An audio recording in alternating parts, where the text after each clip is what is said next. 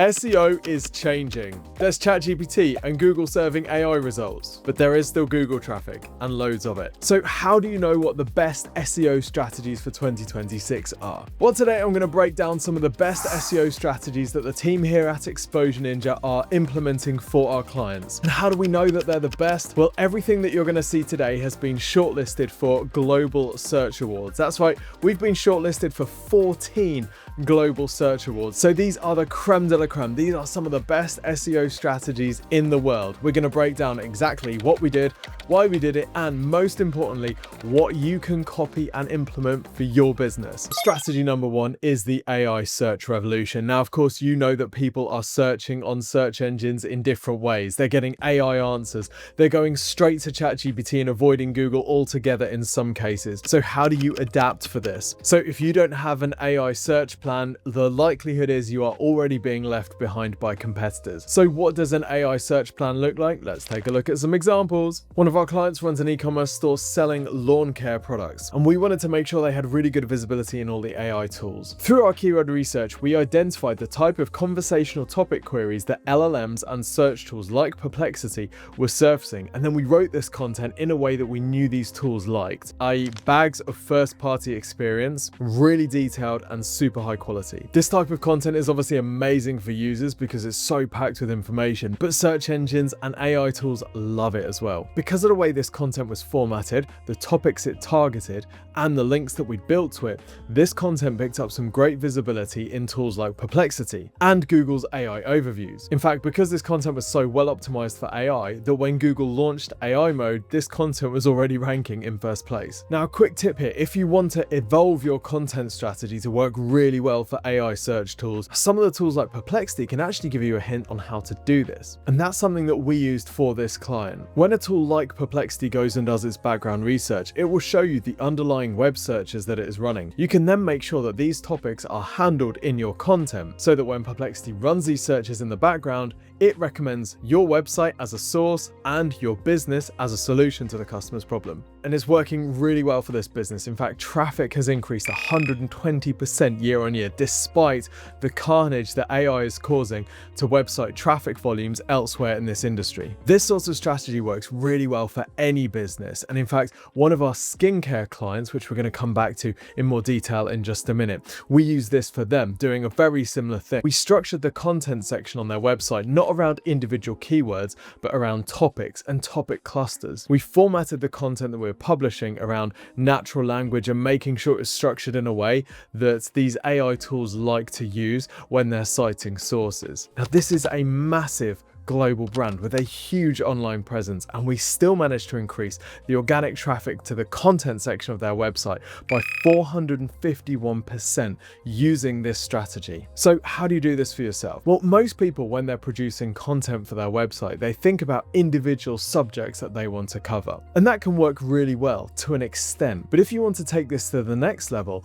then think about the content that you're publishing in topic clusters. You can break down the individual topics that your audience is interested in, and then think about the subtopics that come off each of these topics. You might have a pillar piece of content on your website which is super detailed and includes all the information anybody could possibly want on that topic. Then supporting that, you'll have related pieces of content that go into less detail but about more specific subjects. These less detailed pieces would link through to your pillar content. To identify the topics and subtopics that you want to cover, you really need to understand your target audience in a lot of detail. And that leads us nicely on to strategy number 2, rethinking your audience and keyword research. SEO has changed because search tools have changed, and the way that people use those tools has also changed. We are now asking Google much longer tail and more detailed queries, and we're asking tools like ChatGPT even more personalized queries. And that means we as digital marketers need to move beyond just ranking for individual keywords. Okay, so how does that work in practice? Well, for one of of our clients who is a mortgage business, we identified some distinct buyer journeys that customers for their products would go through. We worked out the step-by-step process that each of these different customer types would move through, and we thought about what topics they would be interested in at each stage of that journey. This allowed us to categorize all of the information that people in these different buyer journeys would be interested in. We then produced different pillar content and supporting content that allowed us to cover each of these topics from multiple angles. And this business had come to us with relatively low organic traffic, just 778 sessions in the prior year. Well, we managed to take that 778 sessions and turn it into 150,000 sessions. That was a 20,000% year-on-year increase. And we then doubled it again the next year, all because we moved beyond just posting individual articles on their website to thinking much more strategically about the topics, the pillars, and the supporting content that we published, and linking all of this back to the buyer journey and the buyer persona. Going back to our skincare client, we actually identified that there were 6 different customer profiles. These weren't necessarily demographic profiles, i.e. women aged 30 to 40 who lived in this area with this sort of income bracket. We found actually that that type of demographic profiling was really restrictive for a business like this. So what we did instead was break out these customer profiles into psychographics instead. We gave these psychographic profiles names like skincare newcomer. We then ran surveys on Facebook to help us understand the drivers and motivations of each of these different personas. This told us things like how easily these people were influenced by peer recommendations and online forums, and whether they buy into new trends in skincare or not. Now you might be thinking, psychographics, Tim, I'm just here for the SEO, just kindly give me 5 backlink strategies that work. Well, here's the thing, this type of stuff is increasingly important as more of us turn to AI search tools, which are giving us really personalized results based on where we're at in our journeys and what sorts of things are most important to us. The information that we collect in surveys like this then allows us to tailor our content to make sure it really resonates with these customer types. For example, if we're targeting a customer profile that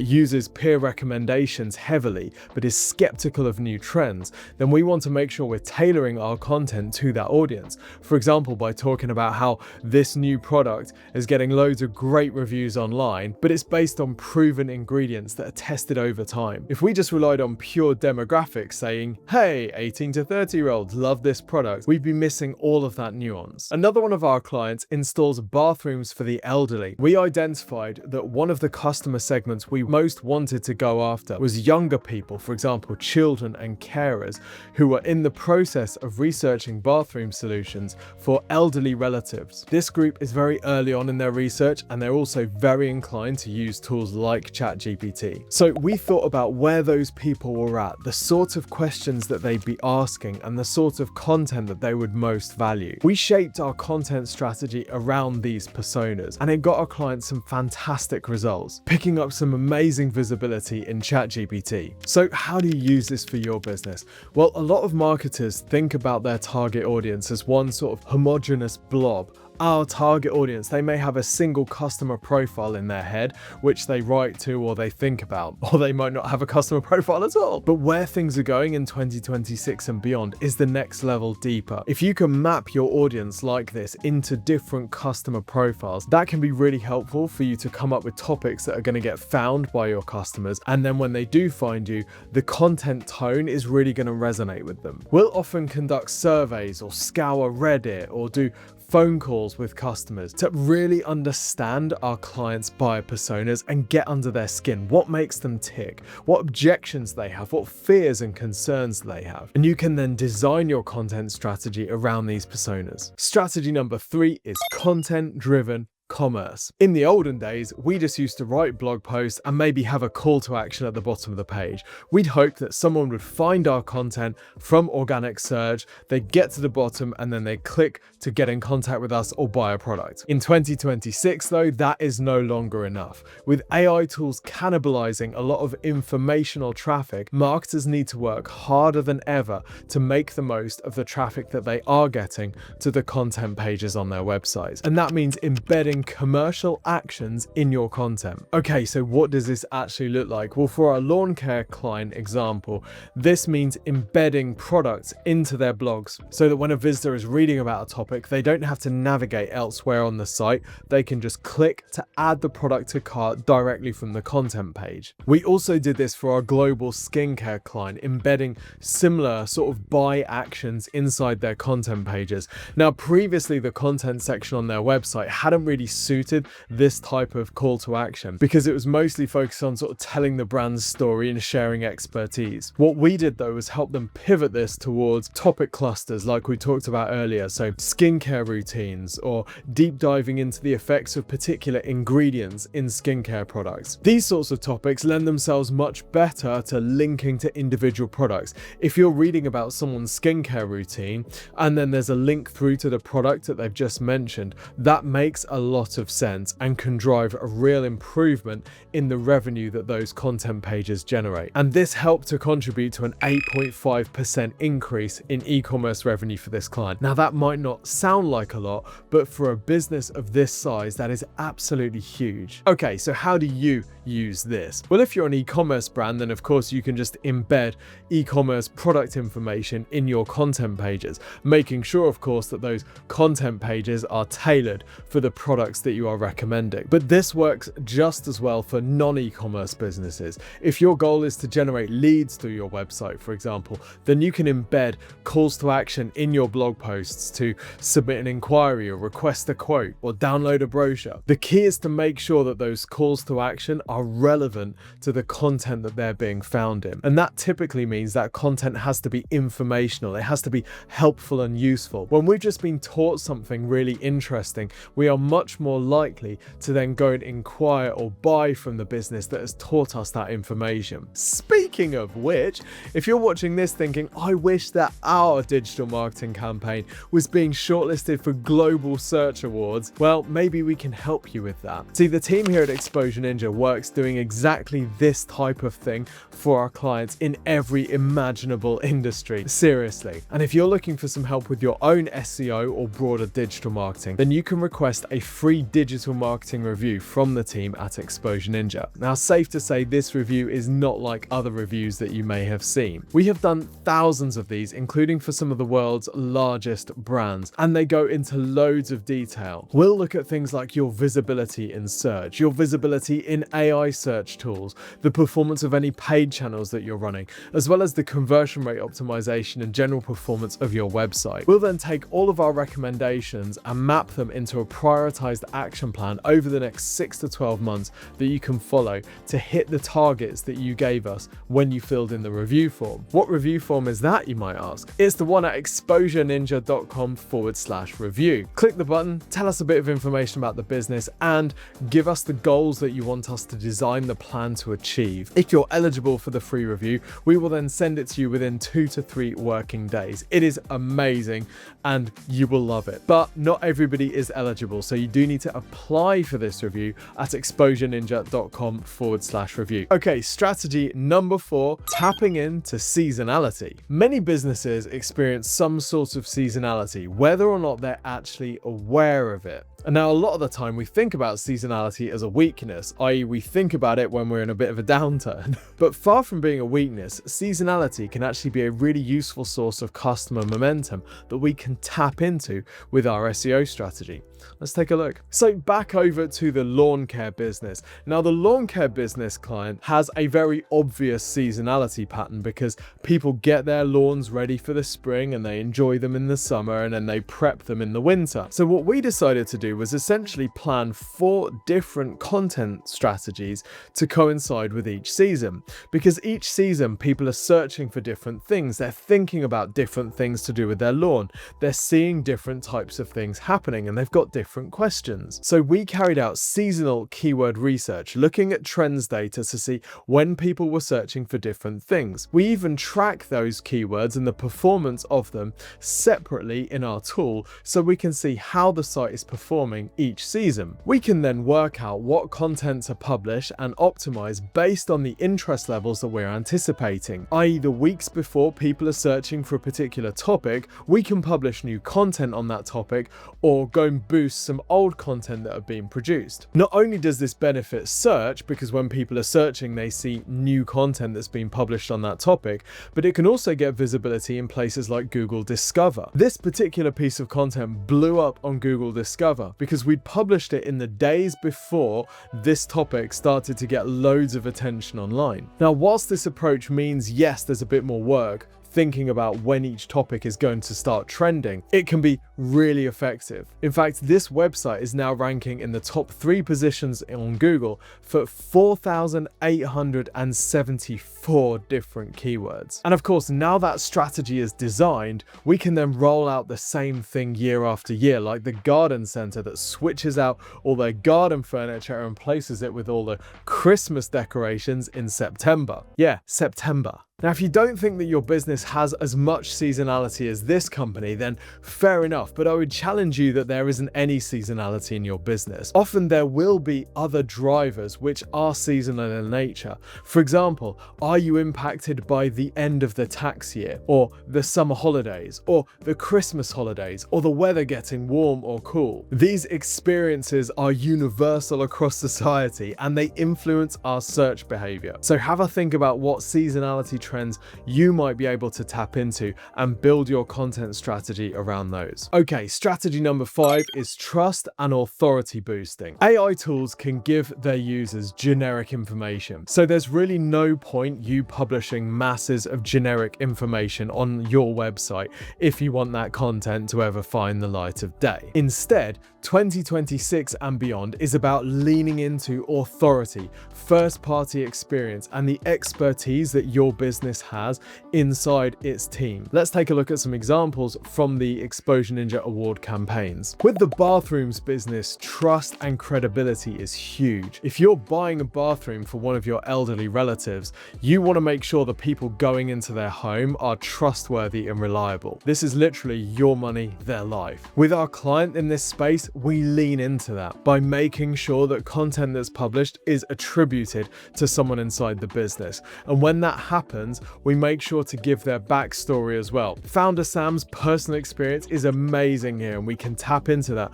to really build a sense of trust and credibility with the audience and the AI tools surfacing this content for their users. But we wanted to take this authority and credibility building even further into thought leadership. So we conducted a survey to understand the extent of some issues that a lot of customers of this business face. This gave us some statistics that really quantified the scale of the problem that this business was addressing. These are statistics that this business will always own. So when somebody asks a question to an AI tool or a search engine about the scale of this problem, well, here are some reliable statistics that will always be associated with our client, increasing the chance that they are referenced in the answer. And of course, it's an amazing tool to build a connection with the customers of this business. We took it even further, creating a petition on change.org to petition the UK government on this issue. Of course, trust and authority boosting can look very different for different businesses. So for our mortgage client, we took a different approach. We built loads of tools that would be really useful to customers of this business, helping them work out things like their eligibility for certain types of mortgage. We produced a range of ebooks that again helps demonstrate credibility and authority on the topics that this business was talking about. And it worked. 69,000 keywords ranked in the first 12 months and a 30,000% increase to their content because search engines and visitors are now seeing them as a genuine authority and thought leader in the space. So how do you use authority and trust building in your business? Well, think about the insight that your business has that nobody else has, including AI. What are you uniquely expert at? What sources of data and information do you have that others would love to get their hands on? Are there any problems in your industry that you can provide some quantitative proof on? The definitive statistics that define the scale of those problems will always be useful. We've done this for clients in the past where we've conducted surveys and noticed that even months or years later, the mainstream media has picked up on data from those surveys because the journalists needed something to quantify a point that they were were making. If you can become the source of information and data in your market, that gives you immense power and credibility. Okay, let's talk about the integration effect. The real power of all of this isn't just picking one of the 5 strategies that we've talked about today. It's integrating them and then going a step beyond. And that's exactly the approach that we take. So for the skincare client, for example, we didn't just do the SEO and the content, we also helped them with conversion rate optimization and improving the performance of one of their product pages for their hero product, which had seen a bit of a drop in revenue and visibility. That conversion rate optimization work improved the performance of that product page and gave them a template that they could roll out to the other products across their portfolio. And for the mortgage client, for example, we didn't just focus on the SEO and content, we also built them an email strategy which segmented their email customer database and sent them out different strings of emails according to where they were at in the journey. For the bathroom company, we increased their lead volume 50% year on year by improving the performance of their paid search campaigns. So of course, digital marketing isn't just about SEO and content, but if you are just focusing on SEO and content, the strategies that we've covered today, we've found to work really well in this new era of SEO. Hope you found this video useful. Don't forget to request your free digital marketing review from the team here at Exposure Ninja. Talk soon.